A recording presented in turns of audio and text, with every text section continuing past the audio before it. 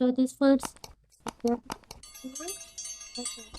టేస్టీగా ఉండే నెల్లూరు చేపల పులుసు ఎలా చేయాలో మనం ఈరోజు వీడియోలో చూద్దాం.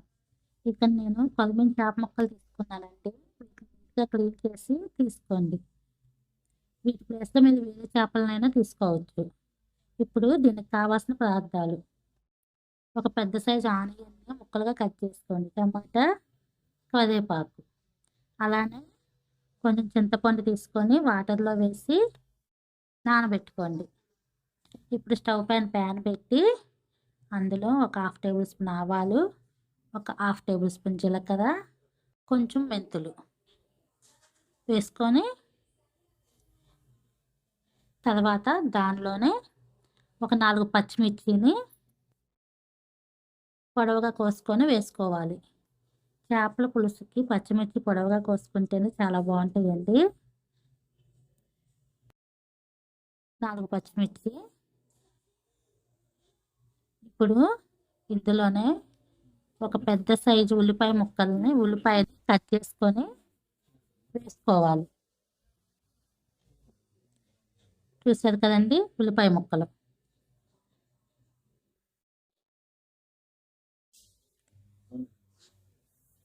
ఈ ఉల్లిపాయ ముక్కలు కొంచెం ఫ్రై అవ్వాలండి.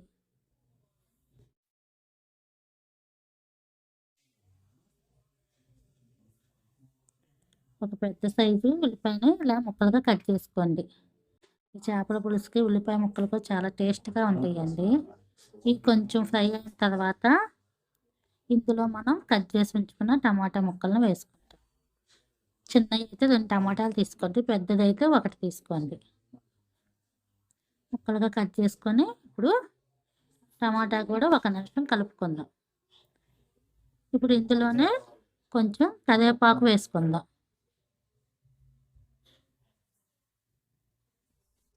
ఉల్లిపాయలు, టమాటా ముక్కలు, కరివేపాకు కొంచెం ఫ్రై అయిన తర్వాత ఇందులో మనం చింతపండు పులుసుని వేసుకుందాం.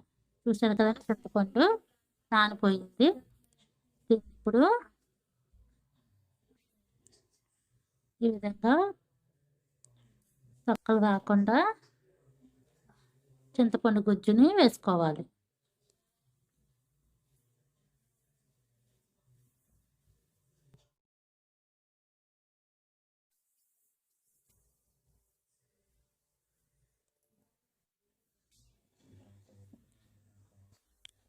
చూసారు కదండి, ఇప్పుడు దీంట్లోనే 1 గ్లాస్ వాటర్ దాకా వేసుకోండి.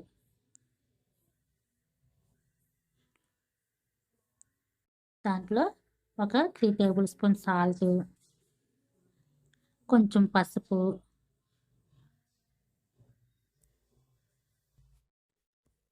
ఒక 3 నుంచి 4 టేబుల్ స్పూన్లు కారం అండి. మీకు కొంచెం కారం ఎక్కువ కానీ 4 టేబుల్ స్పూన్లు వేసుకోండి. ఇంట్లో పచ్చిమిర్చి కూడా వేసాం కదండి, కారం పులుసు కాబట్టి కారం కొంచెం ఎక్కువే పడుతుంది. ఇప్పుడు దీన్ని కలుపుకోవాలి. ఇలా కలుపుకున్న తర్వాత దీనిపైన మూత పెట్టుకొని మనం చింతపండు పులుసు కొంచెం చిక్కబడేదాకా ఉడికించుకుందాం. చూసారు కదండి, చింతపండు పులుసు చిక్కబడింది. ఈ విధంగా చింతపండు పులుసు చిక్కబడిన దాకా ఉడికించుకొని ఇప్పుడు ఇందులో మనం క్లీన్ చేసి పెట్టుకున్న చేప ముక్కలను వేసుకుందాం.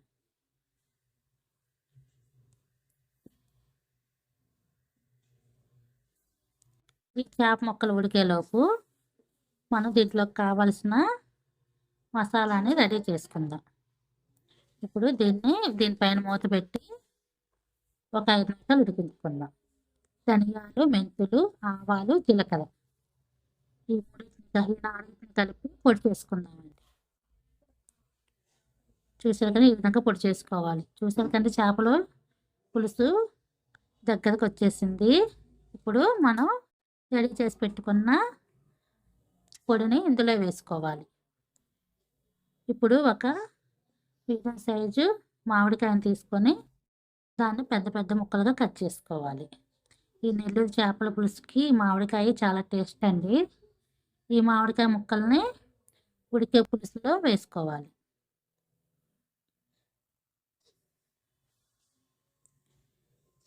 ఇప్పుడు దీన్ని ఒకసారి కలుపుకొని మూత పెట్టుకొని 2 నిమిషాలు ఉడికించుకుందాం.